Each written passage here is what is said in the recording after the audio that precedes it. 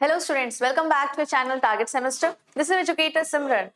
आज हम अपना करेंसी बैंकिंग एंड एक्सचेंज इसका यूनिट सेकंड स्टार्ट करने वाले हैं। आप लोगों को मैं बता देती हूँ कि यूनिट फर्स्ट और थर्ड जो है वो कंप्लीट हो चुका है, जो कि अपलोडेड है। इसका फर्स्ट लेक्चर आपको यूट्यूब पे भी दिख जाएगा, बाकी लेक्चर्स आपके ऐप पे भी आपको अवेलेबल कर दिए गए हैं। आज हम स्टार्ट कर रहे हैं अपना यूनिट 2। क्योंकि मैंने यूनिट 1 और यूनिट 3 थोड़ा सा रिलेट कर रहा था आपस में, बैंकिंग को लेकर था।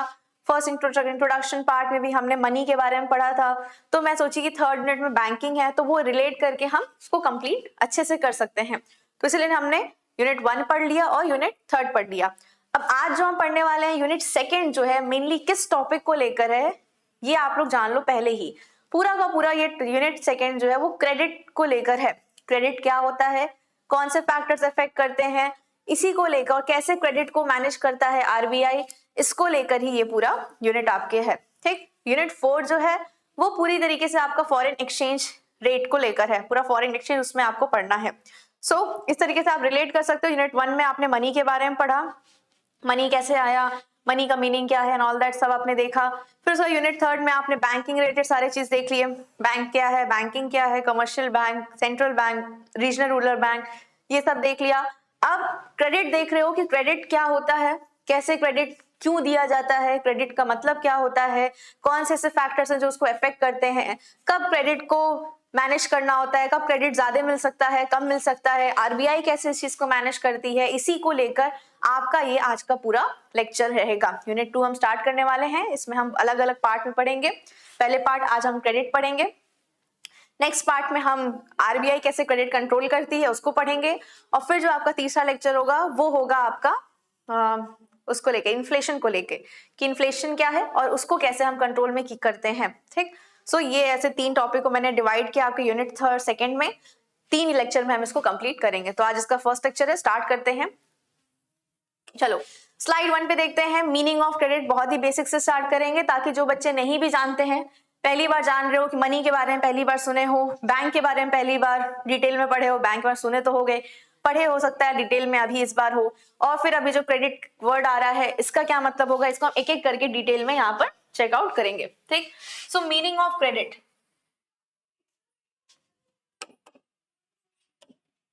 मीनिंग ऑफ क्रेडिट क्या है? ठीक, क्रेडिट का मतलब क्या है?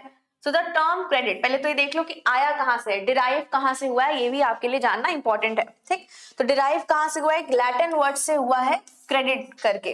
क्रेडिट क्रेडिट क्रेडिट कहेंगे इसको। ठीक, क्या मतलब है क्रेडिट का? मीनिंग टू ट्रस्ट और टू बिलीव।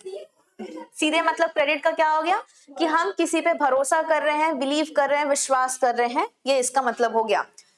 फिर आगे लिखा है credit refers to the purchasing, जो आपका रेड हाईलाइट करके लिखा है, रेड फॉन्ट कलर का है, वो ज्यादा इंपॉर्टेंट लाइन है आपकी, जो कि क्या है? The purchasing power made available by 1% means the lender to other person या बोरोवर। दैट मीन्स कि हम किसी लेंडर और बोरोवर की बात कर रहे हैं।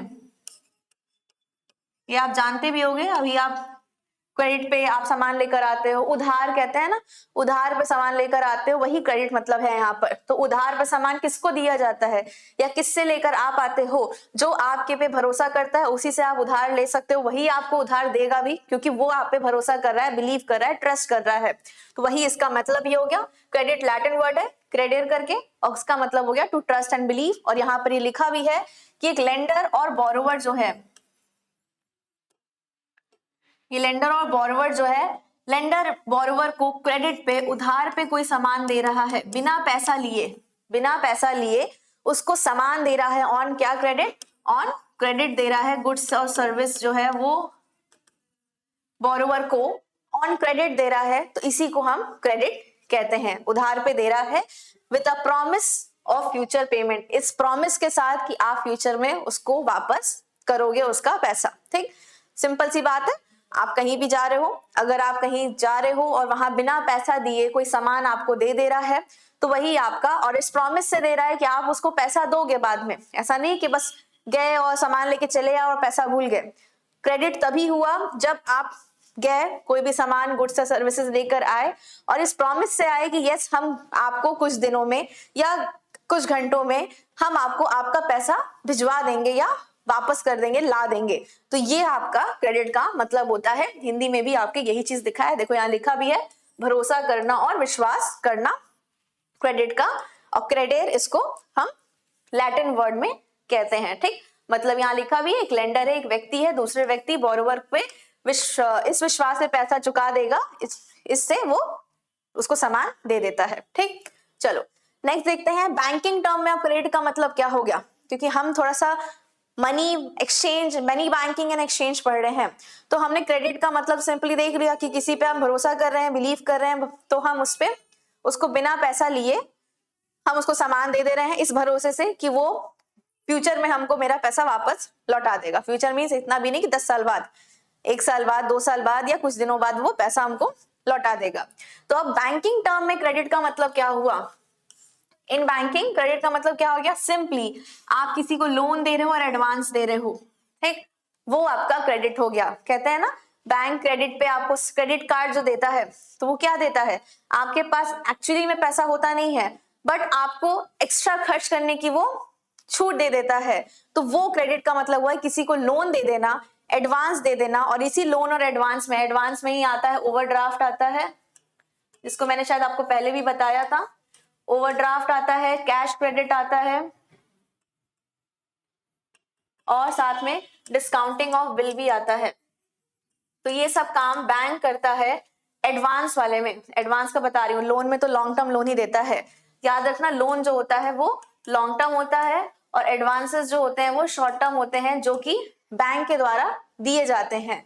तो लोन लॉन्ग टर्म है, किसी को सर्टेन अमाउंट चाहिए तो वो ठीक है, उसको लोन दे देगा। एडवांसेस क्या है, ओवरड्राफ्ट प्रोवाइड करना, ठीक, कैश क्रेडिट प्रोवाइड करना, कैश में क्रेडिट देना, ठीक है। मतलब कैश क्रेडिट का सिंपल मतलब है कि कोई बिजनेसमैन को जनरली दिया जाता है, कोई बिजनेसमैन है, उसका रेपुटेशन बहुत अच्छा है, उसका ट्रांजैक्शंस बहुत अच्छे हैं, तो बैंक क्या, अगर उस बिजनेसमैन को जरूरत है एक्स्ट्रा पैसे की, तो बैंक क्या करेगा, उसको ऑन क्रेडिट उतना कैश दे देगा कि वो यूज कर सके, सर्टेन इंटरेस्ट अमाउंट जो है वो चार्ज उस पर करेगा, ठीक। तो ये कैश क्रेडिट हो गया। और discounting of bill, discounting of bill that means कि किसी का कोई बिल है, कैसा भी टाइप का बिल हो, उसको डिस्काउंट कर देना, मतलब अपनी बैंक अपनी तरफ से उसके पैसे का भुगतान, जो उसका कस्टमर है, जो उसका अकाउंट जिसमें खोला हुआ है जिस बैंक ने, उस बिजनेसमैन का कोई बिल है, उसको बैंक ने ही खुद ही डिस्काउंट कर दिया या खुद ही उसका पेमेंट कर दिया, तो उसको हम डिस्काउंटिंग ऑफ बिल कहते हैं, ठीक।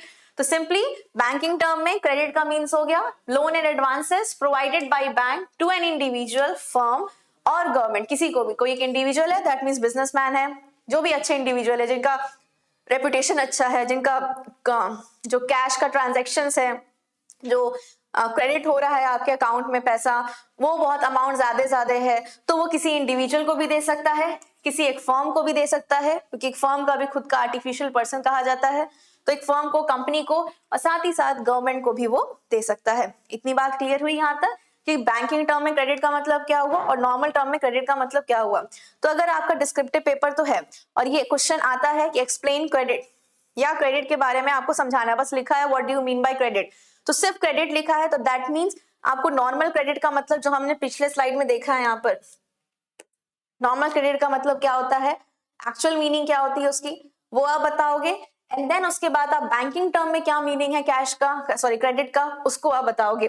नीचे लिखा भी है देखो, it includes overdraft, cash credit, discounting of bill, term loan etcetera. ये सारा चीज बैंकिंग टर्म में क्रेडिट के तौर पे प्रोवाइड किया जाता है किसी भी इंडिविजुअल को, फर्म को, गवर्नमेंट को, कंपनी को, XYZ किसी को भी, ठीक है। सो इतना चीज क्लियर हो गया, आगे बढ़े। आई होप मीनिंग क्लियर हो गया होगा, इसमें कोई दिक्कत नहीं आई होगी, ठीक है। चलो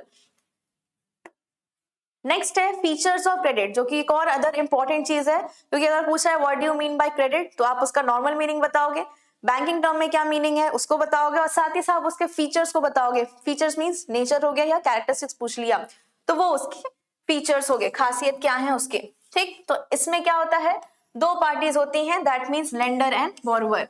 कोई एक क्रेडिट पे पैसा दे रहा होगा और कोई एक क्रेडिट पे पैसा ले रहा होगा, दो पार्टी होगी तभी ये चीज फुलफिल हो पाएगा, अदरवाइज ये चीज फुलफिल नहीं हो पाएगा। बैंकिंग टर्म में भी देखो तो बैंक किसी एक इंडिविजुअल को दे रहा होगा क्रेडिट पे पैसा, और वो इंडिविजुअल बैंक से क्रेडिट पे ले रहा होगा पैसा, तो यहाँ बैंक क्या हो गया, लेंडर हो गया, और जो बिजनेसमैन या जो इंडिविजुअल है वो क्या हो जाएगा, बोरोवर हो गया, ठीक, जो फ्यूचर में उस बैंक को पैसा वापस भी करेगा, इस प्रॉमिस के साथ ही वो क्रेडिट पे दे रहा है, ठीक। नेक्स्ट है based on trust and repayment promise. Next slide जो मैंने अभी बताई भी थी वो यहाँ लिखा भी है कि किस पे बेस्ड है, ट्रस्ट पे बेस्ड है, भरोसे पे बेस्ड है, भरोसा किसी पे नहीं होगा, बैंक सबको क्रेडिट नहीं देती है, ठीक। बैंक क्रेडिट तब देती है जब आपके पास उतना सिक्योरिटी आपके पास होगा कि आप उस बैंक को कुछ दो उस भरोसे पे, फिर कि उस आपका सामान कुछ उसके पास है तब वो आपको क्रेडिट दे रही है। ये तो एक अलग चीज लोन वाला चीज हो गया जो नॉर्मली आप लोग जानते भी होंगे, बैंक के पास लोन लेने जाओ तो उसके पास कुछ मॉर्गेज रखना पड़ता है, कुछ सिक्योरिटी रखनी पड़ती है। लेकिन कोई बड़ा बिजनेसमैन है, गवर्नमेंट ही है, तो गवर्नमेंट कोई सिक्योरिटी थोड़ी रखती होगी उनके पास।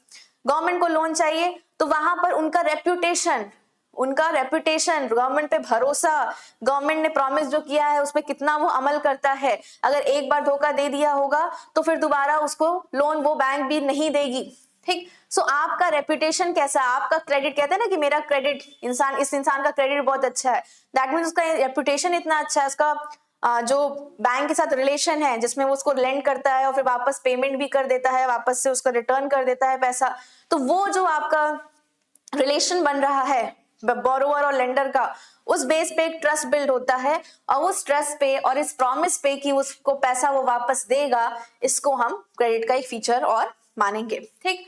नेक्स्ट क्या है, include interest with the price of credit, that means जितने का भी नॉर्मल सी चीज है, आप जानते भी होंगे अगर 10 लाख का क्रेडिट है तो इसमें प्लस क्या हो जाएगा, इंटरेस्ट को हम जो भी इंटरेस्ट का परसेंटेज होगा उसको हम यहाँ पर एड ऑन करके ही वापस रीपेमेंट करते हैं, ठीक। क्योंकि अगर आपको वो भी मिल रहा है, क्या क्रेडिट कार्ड भी दिया जाता है तो कुछ टाइम ड्यूरेशन तक आप पे कोई इंटरेस्ट चार्ज नहीं होता है, लेकिन सर्टेन टाइम ड्यूरेशन क्रॉस करने के बाद बैंक भी आप पे इंटरेस्ट चार्ज करता है, ठीक। तो ये चीज को भी ध्यान रखना कि आपको रीपेमेंट तो करना ही है।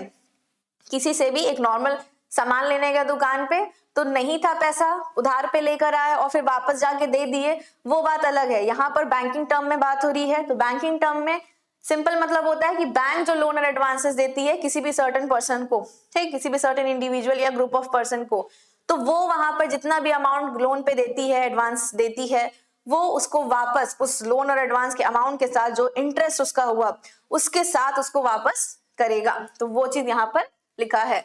नेक्स्ट क्या है, payment is made in the present, repayment in future. Payment क्या होता है, प्रेजेंट में बनता है, ठीक है, मतलब कि अगर बैंक को जो लेंडर है, यहाँ पर सिंपली बात ये कह रहा है कि लेंडर अगर है, लेंडर मींस बैंक, अगर बैंक को ही ले हम तो बैंक बोरोवर को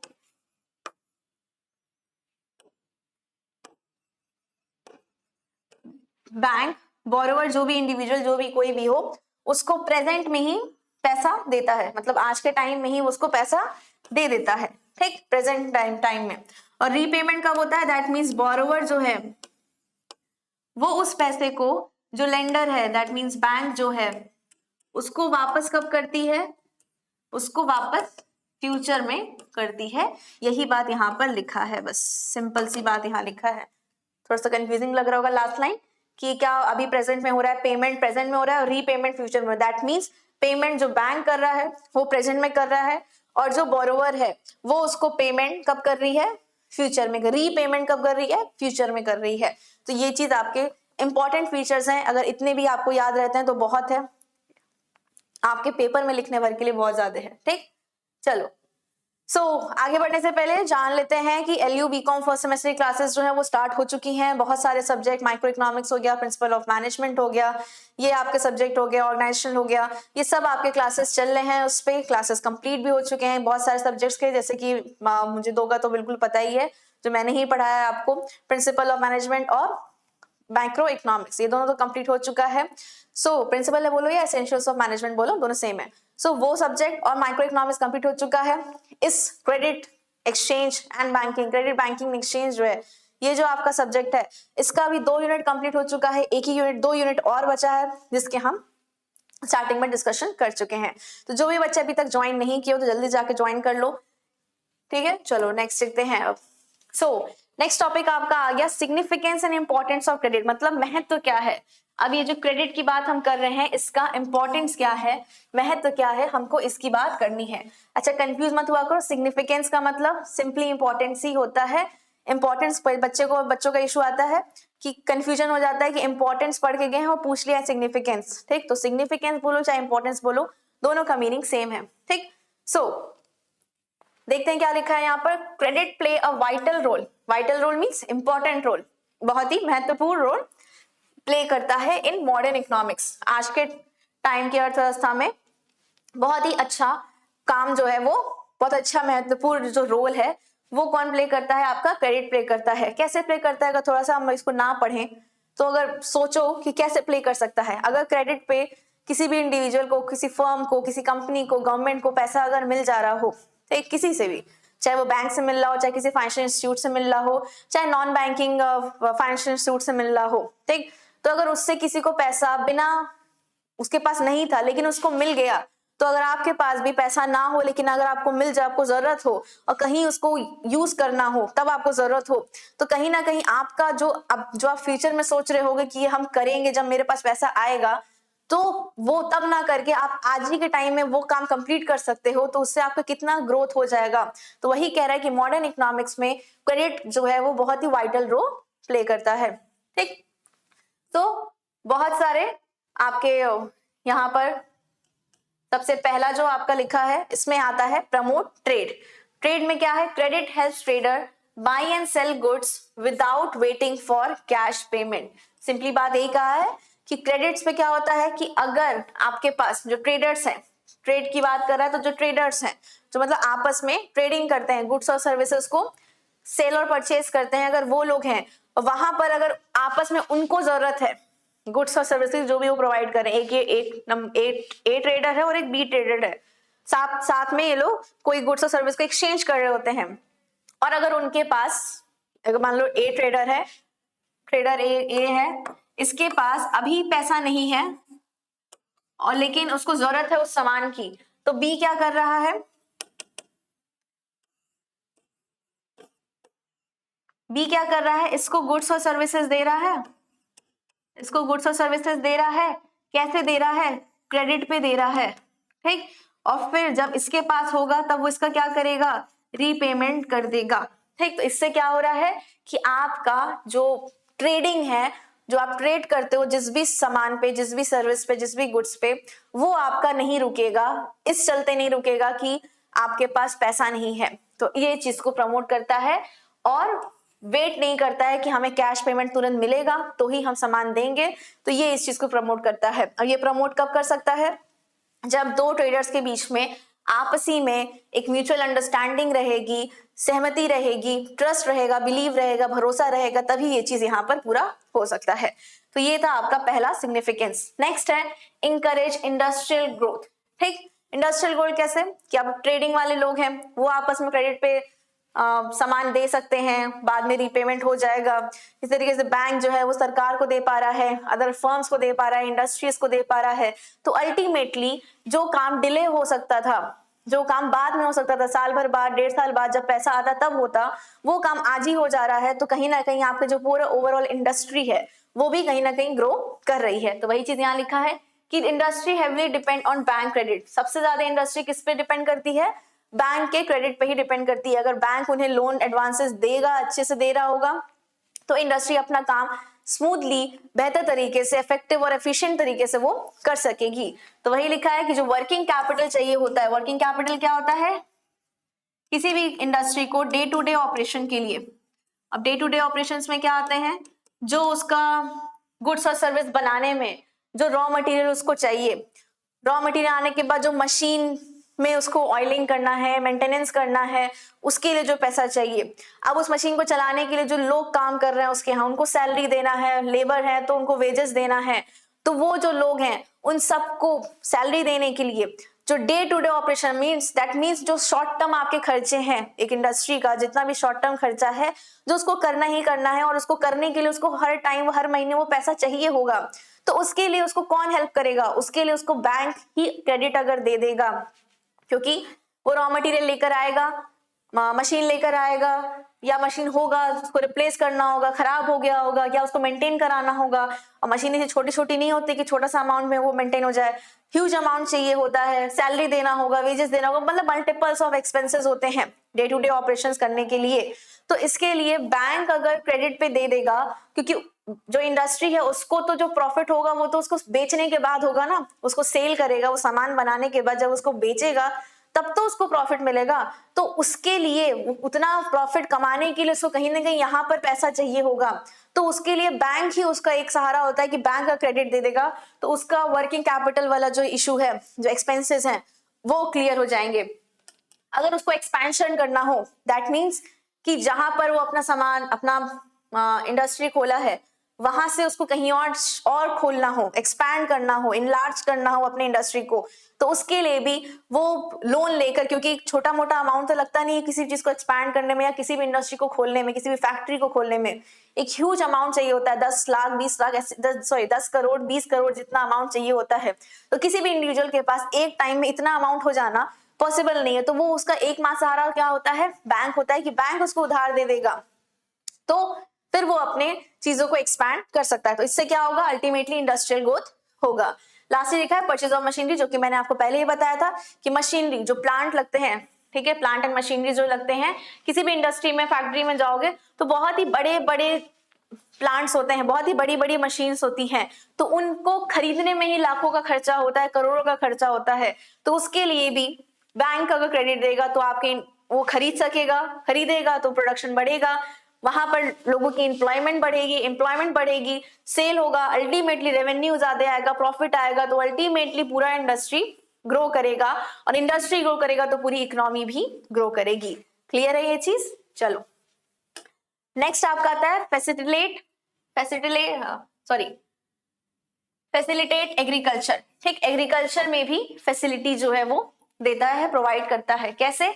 क्योंकि नाबार्ड जो बना है आपका, जो हमने थर्ड यूनिट में पढ़ा भी है, नाबार्ड क्या है, रीजनल रूरल बैंक का एपेक्स बॉडी है, जिसका मेन मोटिव क्या है, रूरल एरिया और एग्रीकल्चर डेवलपमेंट, रूरल और एग्रीकल्चर एरिया को डेवलप करना, या उस फील्ड में उस एरिया के लोगों को क्रेडिट पे पैसे देना, लोन देना, एडवांसेस देना, ताकि वो एग्रीकल्चर को आगे बढ़ा सके। ठीक, तो यहाँ पर क्रेडिट सपोर्ट से आप सीड्स, फर्टिलाइजर, टूल्स एक्सेट्रा को आप परचेज कर सकते हो। अगर आपके पास पैसा नहीं भी है तो तब भी आप कर सकते हो, फ्यूचर में उसका रीपेमेंट कर दोगे सर्टेन एक्स्ट्रा इंटरेस्ट देकर। ठीक, जिसका इंटरेस्ट जो भी होता है एग्रीकल्चर की अगर बात करें तो इंटरेस्ट भी कम रहता है। ठीक, और आज इधर तो अभी पॉलिसी भी आई है कि गवर्नमेंट ने कहा है कि अगर आप स्टार्टअप कर रहे हो, ठीक, किसी भी स्टार्टअप को प्रमोट करने के लिए उन्होंने कहा है कि स्टार्टिंग का जो 5 साल है उस पर वो टैक्स चार्ज नहीं करेगा। तो ये बहुत ही अच्छा इनिशिएटिव है सरकार के द्वारा भी, वो भी एक तरीके से प्रमोट कर रहा है कि आप इंडस्ट्री खोलो, फैक्ट्री खोलो, स्टार्टअप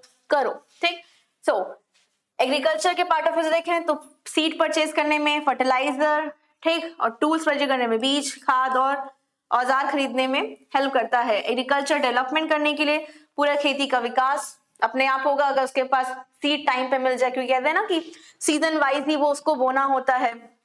अगर आपके पास उस सीजन में सीड अवेलेबल नहीं होगा तो आप नहीं बो पाओगे, फिर वो आपका पूरा सीजन खराब हो जाएगा। तो एग्रीकल्चर जो क्रेडिट दिया जा रहा है वो इसलिए दिया जा रहा है कि एटलीस्ट उसका पूरा सीजन, उस फार्मर का, जो भी फार्मर है उसका पूरा सीजन खराब ना हो। एटलीस्ट उसको सीड को अगर उसको डालना है, उसको बोना है, तो एटलीस्ट वो खरीद सके, तो उसके लिए उसको क्रेडिट प्रोवाइड किया जाए। तो अल्टीमेटली फिर क्या होगा, एग्रीकल्चर डेवलपमेंट होगा।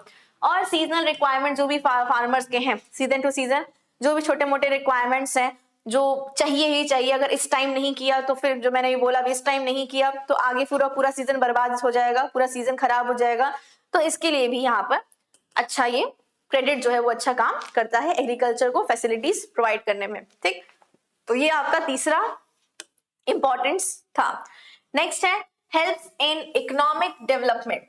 ओवरऑल इकोनॉमिक डेवलपमेंट में भी हेल्प करता है। कैसे? क्योंकि आपने देखा किसी इंडिविजुअल को पैसा चाहिए तो भी प्रोवाइड किया जा रहा है, किसी फर्म को, कंपनी को, गवर्नमेंट को, इंडस्ट्री को, चाहे एग्रीकल्चर एरिया का हो चाहे नॉन एग्रीकल्चर एरिया का हो, सबको एक क्रेडिट पे सामान दिया जा रहा है जब जरूरत पड़े।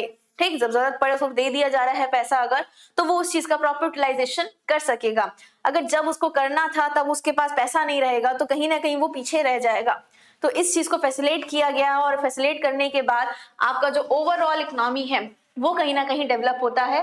तो ये जो क्रेडिट है वो आपके इकोनॉमिक डेवलपमेंट में हेल्प करता है। यही चीज बात लिखी है, credit mobilise saving and channel them into productive use. जो प्रोडक्टिव यूज है उसको चैनल करने में, मतलब रास्ता दिखाने के लिए एक रास्ता खोलता है आपका ये क्रेडिट। ठीक, नेक्स्ट है increase national income and employment. National income और एम्प्लॉयमेंट को इंक्रीज करता है।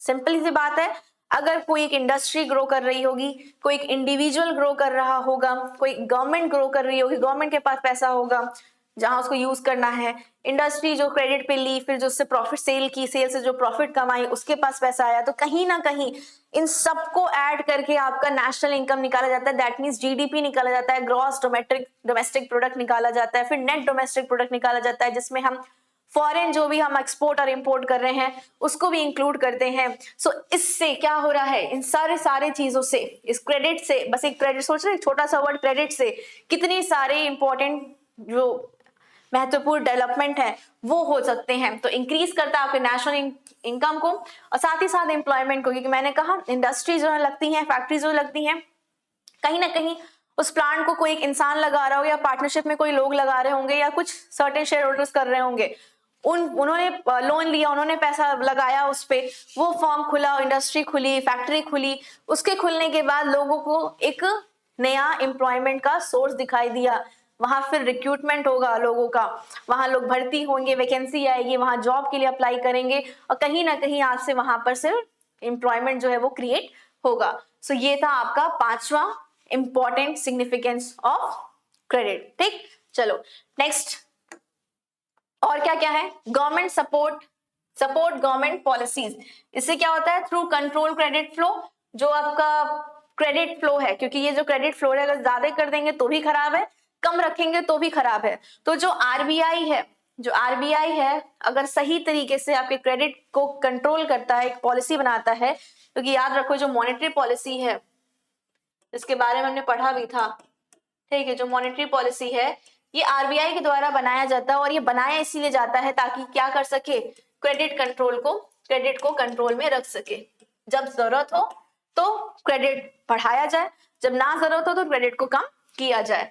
तो इस क्रेडिट कंट्रोल से गवर्नमेंट और आरबीआई जो है वो इन्फ्लेशन को, इन्वेस्टमेंट को और स्टेबिलिटी भी ला सकती है। ठीक, इन्फ्लेशन ज्यादा नहीं होना चाहिए, उसको भी एक लिमिट है, वो भी फुलफिल रहे, इन्वेस्टमेंट सही हो, जिसको क्रेडिट चाहिए, जहां जरूरत हो, जितना जरूरत हो, ऐसा नहीं कि एकदम बहा दिया जाए कि पैसे ही बह रहे हैं, ले लो लूट लो सब, हाँ, तो वो भी काम नहीं होना है। जितना जरूरत है, जितना रिक्वायर्ड है उतना ही आपको क्रेडिट फ्लो होना चाहिए। तो ये सारा कंट्रोल करना, इससे गवर्नमेंट की पॉलिसी बनाने में इंपॉर्टेंट रोल प्ले करता है। तो फिस्कल पॉलिसी बनता है, तो मॉनेटरी पॉलिसी और फिस्कल पॉलिसी सरकार द्वारा बनाया जाता है और मॉनेटरी पॉलिसी आरबीआई द्वारा बनाया जाता है। इन दोनों से ही आपके क्रेडिट को कंट्रोल किया जा सकता है। ठीक, नेक्स्ट है प्रमोट फाइनेंशियल इंक्लूजन।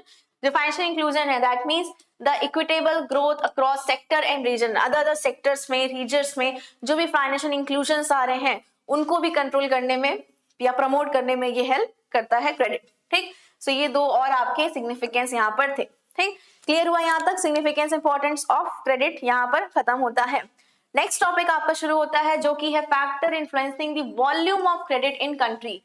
कितना क्रेडिट सर्कुलेट होना चाहिए, मैंने कहा ना क्रेडिट को कंट्रोल करना है, तो कितना क्रेडिट फ्लो होना चाहिए, दैट मींस कितना लोन और एडवांसेस एक बैंक जो है वो किसी भी इंडिविजुअल फर्म या कंपनी को दे सकती है और कब वो बैंक लोन नहीं दे सकती है, एडवांसेस कम दे सकती है या नहीं दे सकती है। तो क्योंकि आरबीआई कंट्रोल करता है और ये बैंक कौन है, सारे कमर्शियल बैंक की हम बात कर रहे हैं, हम कभी भी जो लोन और एडवांसेस दिला रहे हैं वो जो भी फर्म को दिला रहे हैं, इंडस्ट्री को दिला रहे हैं, इंडिविजुअल को दिला रहा है, गवर्नमेंट को दिला रहा है, कभी भी हम इसकी बात नहीं करते हैं, आरबीआई की बात नहीं कर रहे हैं, हम बात कर रहे हैं नॉर्मल कमर्शियल बैंक्स की बात कर रहे हैं।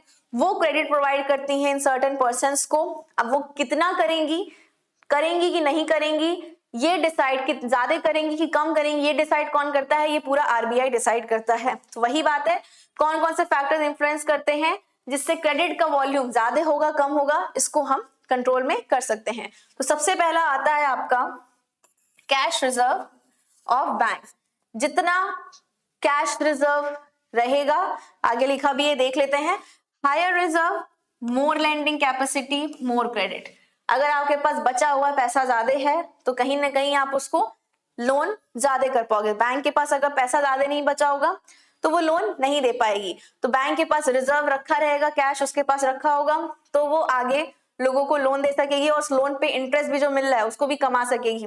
ठीक, सो लोन देगी, क्रेडिट ज्यादा बढ़ेगा।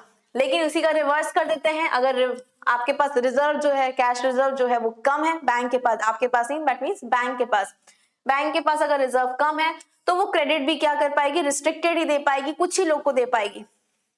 सिंपल सी भाषा में समझना कि अगर 100 लोग हैं, 100 लोग गए बैंक के पास क्रेडिट उधार लेने, लोन लेने, ठीक, तो बैंक चेक करेगी कौन किस पर्पज से ले रहा है, कितना अमाउंट है, कितने टाइम में वापस करेगा, कितना % इंटरेस्ट चार्ज हो रहा है, क्योंकि other home loan, personal loan, business के लिए लोन, अलग अलग टाइप के लोन होते हैं, ठीक, तो सबका अलग अलग इंटरेस्ट रेट भी है, सबका अलग अलग ड्यूरेशन भी है, सबका अलग अलग अमाउंट भी रहेगा, तो वो एनालिसिस कर रहा है। अब अगर उसके पास रिजर्व ज्यादा होगा, कैश रिजर्व रखा होगा, तो वो उन 100 लोग को भी दे पाएगी, ठीक। लेकिन अगर रिजर्व कम होगा उसके पास, तो कहीं ना कहीं वो जो पर्सनल लोन वाले हैं उनको वो पैसा हो सकता है ना दे उनके पर्सनल काम के लिए, वो सिर्फ उनको दे जो बिजनेस वाले करने वाले हैं, क्योंकि वो उनको देगी तो कहीं ना कहीं बिजनेस उनका ग्रो करेगा, तो अल्टीमेटली प्रॉफिट भी होगा, ठीक। सो इस तरीके से कैश रिजर्व बैंक जो है, कैश रिजर्व जो बैंक्स में कैश रिजर्व है वो भी एक इंपॉर्टेंट रोल प्ले करता है आपके क्रेडिट ज्यादा रहेगा कि रिस्ट्रिक्टेड रहेगा इस चीज को एनालाइज करने में। दूसरा आता है डिमांड फॉर लोन। अब जो बिजनेसमैन है या इंडिविजुअल है वो डिमांड कितना कर रहा है, अगर डिमांड नहीं कर रहा है, कोई अगर लोन लेने जा ही नहीं रहा है, तो कहीं ना कहीं क्रेडिट तो कम दिलाएगा लोगों को, क्रेडिट ज्यादा दिला ही नहीं रहा है। लेकिन अगर लोग डिमांड कर रहे हैं, लोग स्टार्टअप करना चाहते हैं, लोग इंडस्ट्री खोलना चाहते हैं, लोग नए प्लांट्स लगाने चाह रहे हैं, मशीन नया लगाना चाह रहे हैं, या कोई इंडिविजुअल है वो कार खरीदना चाह रहा है तो कार लोन ले रहा है, होम लोन ले रहा है, घर खरीदना चाह रहा है, तो अगर डिमांड है तो क्रेडिट ज्यादा होगा। तो इस पे भी डिपेंड करता है कि क्रेडिट ज्यादा होगा कि कम होगा। हम वही पढ़ रहे हैं, क्रेडिट कब ज्यादा होगा कब कम होगा। सो बिजनेस और इंडिविजुअल डिमांड ज्यादा करेगा लोन का तो क्रेडिट एक्सपैंड करेगा, और इसी का वाइस वर्सा, अगर कम डिमांड करेगा तो क्रेडिट भी कम होगा। नेक्स्ट देखते हैं आरबीआई मॉनेटरी पॉलिसी, जो कि मैंने बताया था मॉनेटरी पॉलिसी आरबीआई बनाती है। अगर आप मॉनेटरी पॉलिसी में आरबीआई में आता है CRR, cash reserve ratio, SLR आता है, ठीक, फिर आता है आपका रेपो रेट, बैंक रेट और एमएफएस, एमएसएफ, ठीक, इतनी सारी चीजें मैक्स मतलब मेजरली आपकी इतनी सारी चीजें आती हैं। अब इनके कुछ सर्टेन इंटरेस्ट रेट होते हैं, ठीक, इंटरेस्ट रेट होता है। अगर ये इंटरेस्ट रेट इन सब का ज्यादा होगा, दैट मींस कि जो बैंक है उसके पास पैसा साइड किया हुआ ज्यादा है, दैट मींस उसको मार्केट में निकाल नहीं सकती है, ठीक। कैश रिजर्व रेशियो का यहाँ पर मतलब दूसरा हो गया कि उसके पास वो पैसा उसको रिजर्व रखना ही पड़ता है, अगर उतना पैसा वो रिजर्व नहीं रखेगी तो वो आरबीआई क्या करेगी, उस बैंक पे पेनल्टी चार्ज करेगी, ठीक, सो उसको उतना रखना पड़ेगा। तो अगर आरबीआई को क्रेडिट का फ्लो कम करना होगा तो वो इन सारे चीजों का रेट क्या करेगी, इंटरेस्ट रेट क्या करेगी, बढ़ा देगी। वाइस वर्सा, अगर क्रेडिट का फ्लो बढ़ाना होगा तो इन सारों का रेट कम कर देगी, तो जब कम करेगी तो यहाँ पर जो बैंक लोन लेता है आरबीआई से वो ज्यादा ले सकेगा, जो यहाँ रिजर्व करना होता है अपने पास या आरबीआई के पास उसको कम रिजर्व करना पड़ेगा, तो वो मार्केट में ज्यादा फ्लो कर पाएगी पैसे को। क्लियर हो रही है बात? देखो थोड़ा सा और अच्छे समझाती हूँ, ठीक है, इसको 2 पार्ट में लिखती हूँ। मॉनेटरी पॉलिसी बनती है, ठीक, इस मॉनेटरी पॉलिसी में अगर 2 साइड करूं तो एक आता है सीआरआर, कैश रिजर्व रेशियो, जो कि बैंक को आरबीआई के पास रखना होता है, याद रखना कोई भी कमर्शियल बैंक होगी उसको आरबीआई के पास रखना होता है। और दूसरा आता है एसएलआर, जो कि बैंक खुद अपने पास रिजर्व रखती है, बैंक इटसेल्फ अपने पास रिजर्व रखती है, ठीक। और दूसरा आता है आपका ये repo rate, bank rate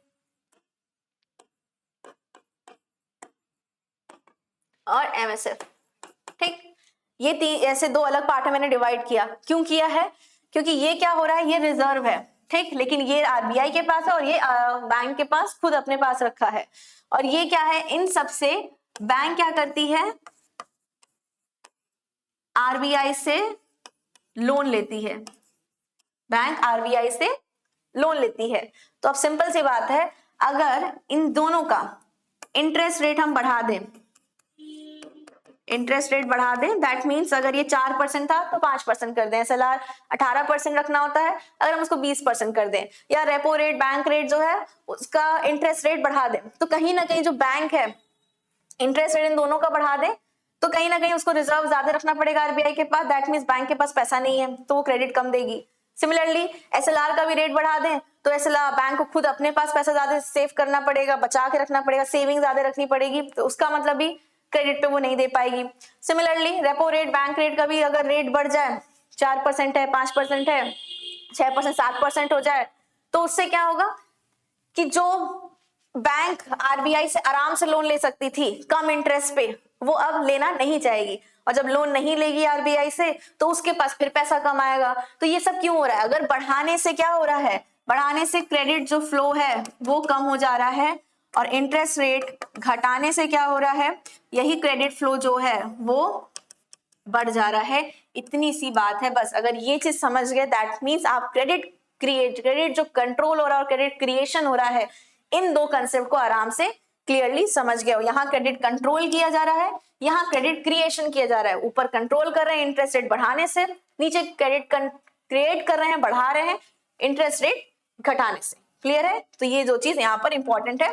easy कर रहा है एक्सपेंशनरी, मतलब इंटरेस्ट रेट घटा दे रहा है तो क्रेडिट यहाँ पर क्या होगा, इंक्रीज हो जाएगा। लेकिन अगर टाइट कर दे रहा है,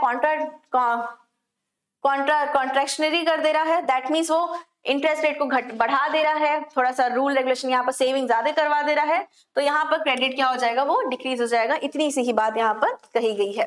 नेक्स्ट देखते हैं। नेक्स्ट क्या है, इकोनॉमिक कंडीशन। अगर बूम पे चल रहा है, अगर आपका जो स्टॉक मार्केट जो इन्वेस्टमेंट वाला है चीज होता है, अगर लोग ज्यादा इन्वेस्टमेंट कर रहे हैं, दैट मीन्स शेयर खरीद रहे हैं, पैसा डाल रहे हैं, ठीक, तो मार्केट में पैसा ज्यादा दिख रहा है, मनी सर्कुलेशन ज्यादा हो रहा है, दैट मीन्स वो बूम पीरियड है, जिसमें मतलब हाई इन्वेस्टमेंट हो रहा है। तो वहां पर क्रेडिट जो है देने के लिए, अगर कंपनी है शेयर इशू की है, बहुत सारी कंपनी शेयर अपना इशू की होंगी, हम और आप उस शेयर को खरीद रहे हैं तो अपना पैसा उनको दे रहे हैं, मेरा पैसा उनके पास है, चला गया, उनका शेयर मेरे पास आ गया। हर कंपनी के पास बहुत सारे फिर ह्यूज अमाउंट इकट्ठा हो गए, ह्यूज अमाउंट इकट्ठा हुए, तो दैट मीन्स फिर वो अगर किसी और फाइनेंशियल इंस्टीट्यूट को क्रेडिट देना होगा, चाहे बैंक को क्रेडिट देना हो, चाहे गवर्नमेंट को क्रेडिट देना हो, तो वो वहां पर दे सकते हैं। तो इसका मतलब ये हुआ। दूसरा रिसेशन है, मतलब गिरावट आ रही है। और याद रखना, एक बिजनेस साइकिल जो होता है, इकोनॉमिक जो साइकिल होता है, वो रिसेशन से शुरू आ रही है, बूम से शुरू होती है और कहीं ना कहीं रिसेशन आता है और फिर अगेन बूम आता है। तो ये एक बिजनेस साइकिल है जो चलता ही रहता है, ठीक। रिसेशन आता है, लो इन्वेस्टमेंट हो रहा है, तो क्रेडिट क्या हो जा रहा है, वो भी रिड्यूस हो जा रहा है। नेक्स्ट है rate of interest, that means अगर इंटरेस्ट कम है, जो मैंने बताया था, इंटरेस्ट कम है, बोरोइंग ज्यादा हो रहा है, हाई क्रेडिट, ठीक, और इंटरेस्ट ज्यादा है तो क्रेडिट क्या हो जाएगा, वो कम हो जाएगा, जिसके बारे में अभी हमने आरबीआई के कंटेक्स्ट में बात कर लिया है। अब ये किसी का भी हो, नॉर्मल बैंक भी है, अगर अपना इंटरेस्ट कम रखेगी लोन पे तो लोग क्रेडिट लेंगे। अगर इंटरेस्ट ज्यादा कर देगी, मान लो 6% इंटरेस्ट है, तो 6% अगर इंटरेस्ट है तो लोग मान लो कि क्रेडिट ले रहे हैं, ठीक, कि चलो 6% है, उधार पे ले सकते हैं, लोन ले सकते हैं बैंक से। लेकिन अगर वहीं पर वो 10% कर देगी तो लोग चाहेंगे कि नहीं रहने दो, जब कम होगा तब लेंगे, ठीक, या नहीं लेते हैं, अभी जरूरत उतनी नहीं है, तो वहां पर क्रेडिट कम हो जाएगा। ये बात हो गई, यहाँ पर 5वां पॉइंट आपका यहाँ क्लियर हुआ। नेक्स्ट आता है आपका foreign trade and capital movement. अगर इंपोर्ट एक्सपोर्ट और फॉरेन इन्वेस्टमेंट जो है ज्यादा हो रहा है, ठीक है, ज्यादा हो रहा है, अगर यहाँ पर इंपोर्ट ज्यादा कर रहे हैं, एक्सपोर्ट हम ज्यादा कर रहे हैं, इंपोर्ट हम कम कर रहे हैं, तो हमारे पास जो रिजर्व है, जो फॉरेन रिजर्व है, वो भी बचा हुआ है, और फॉरेन रिजर्व आ रहा है, तो कहीं ना कहीं हमारे पास अमाउंट बढ़ रहा है, तो क्रेडिट क्रिएशन ज्यादा हो रहा है। वाइस वर्सा, इंपोर्ट ज्यादा कर रहे हैं, एक्सपोर्ट कम कर रहे हैं, तो इसी का क्रेडिट जो है वो कम हो जाएगा, ठीक। Government borrowing, if a government borrow heavy from bank, private credit में श्रिंक। अगर बैंक से गवर्नमेंट जो है वो बहुत ज्यादा हैवी अमाउंट लेने लगे, ठीक, बैंक से ज्यादा लेने लगे, तो जो प्राइवेट जो लोग हैं, जो प्राइवेट सेक्टर हैं, उनका क्रेडिट कहीं ना कहीं श्रिंक हो जाएगा, गिर जाएगा, और वाइस वर्सा, कम लेगा तो इनका भी थोड़ा सा ऊपर बढ़ेगा। Banking habit of the public, more deposit, more fund for bank, high credit. अगर इसलिए बीच में देखो आया था ना, आई थिंक 2013 की 12 था, उसमें आया था कि जीरो बैलेंस पे भी आपका अकाउंट खोला जा रहा था। वो इसलिए बस खोला जा रहा था ताकि आपके अंदर वो सेविंग का जो हैबिट है वो डेवलप कर सके, वो बैंक पे जो भरोसा है वो लोगों को हो सके उसके लिए बहुत सारे स्कीम्स आए थे, गवर्नमेंट ने इनिशिएटिव लिया था, इसलिए लिया था कि लोग अगर अपना पैसा अपने घर में ना रख के बैंक में रखेंगे तो कहीं ना कहीं बैंक के पास एक सर्टेन अमाउंट आएगा और उस अमाउंट को कहीं ना कहीं इन्वेस्ट करके उस पर और हाई प्रॉफिट हम कमा सकते हैं, जिससे हमारा जो पूरा देश है उसको डेवलप किया जा सकता है। तो ये यहाँ पर अगर बैंकिंग हैबिट पब्लिक के पास है कि अपना पैसा अगर मेरे पास 5,000, 10,000, 1 लाख रुपए आया तो हम जाके तुरंत जाके बैंक में जमा कर दें, तो वो अमाउंट हमारा बैंक के पास गया। अल्टीमेटली जब हम मांगेंगे उससे, डिमांड करेंगे तो उनको देना पड़ेगा मेरा पैसा, लेकिन कहीं ना कहीं बैंक के पास गया तो सर्टेन अमाउंट कहीं और इन्वेस्ट होके इकोनॉमी को ग्रोथ में हेल्प कर सकता है। तो ज्यादा डिपॉजिट करोगे बैंक के पास फंड ज्यादा होगा और क्रेडिट भी ज्यादा होगा। लोग कम डिपॉजिट करेंगे, अपना पैसा बैंक में न रख के अपनी तिजोरी में रखेंगे, अपने घर में रखेंगे, ठीक है, उस केस में क्रेडिट जो फ्लो रहेगा वो कम हो जाएगा। तो ये था आपका फैक्टर्स कौन कौन से इफेक्ट कर रहे हैं आपके क्रेडिट के वॉल्यूम को लेकर। ठीक, सो आज के लेक्चर इतना ही रखते हैं। नेक्स्ट जो टॉपिक आपका रहेगा कि कमर्शियल बैंक को लेकर रहेगा कि उसमें कैसे क्रेडिट को क्रिएट किया जाता है, मैनेज किया जाता है, बैलेंस किया जाता है, तो उसको हम नेक्स्ट क्लास में देखेंगे। आज के लिए इतना ही रखते हैं। ओके, सो मिलते हैं हम अपने नेक्स्ट क्लास में जो कि आपका ऐप पे रहेगा। फिलहाल ये बताना कि कैसा लगा आपको ये लेक्चर, कमेंट बॉक्स आपका है, उसमें आप जो भी आपकी डिमांड है, जो भी आपका सजेशन है, जो भी फीडबैक है वो आप अपना दे सकते हो। ओके, लाइक शेयर सब्सक्राइब भी जरूर कर देना। Thank you so much, take care.